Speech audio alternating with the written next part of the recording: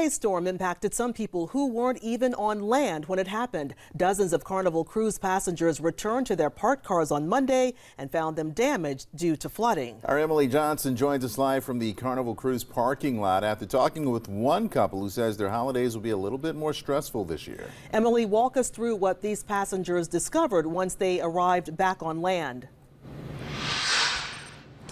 Well, Ann and Rolf, imagine walking back to your car to return home after a relaxing vacation just to find your car completely totaled from saltwater getting inside the engine and completely ruining it. That's exactly what happened to passengers from North and South Carolina, Tennessee, and Virginia.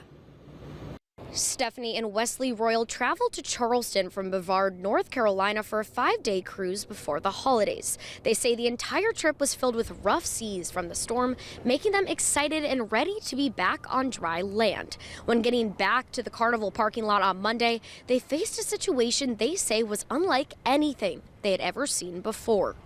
We got to the cars and honestly, we've never seen anything like it. Everybody had their hoods up. It was crazy. The folks parked next to us had informed us that the cars had flooded and that the engines were history. Dozens of passengers' cars were totaled from inches of saltwater getting inside of their cars, stranding the Royals for hours with little to no answers. Eventually, the Royals rented a car to travel back home to North Carolina, leaving their totaled car in Charleston. The stress actually, in my opinion, really went the next day after we got back home, about 11 o'clock that night. Then it starts sinking in of what actually went on. That was the hardest part to deal with. But they say the financial burden wasn't the hardest part of the situation. It was the stress and lack of communication. When we got back to the port to pick up our belongings, there were people still stranded there, and that was almost 6 o'clock in the evening. Many of the passengers were not from the area and did not know exactly what type of flooding occurs in downtown Charleston.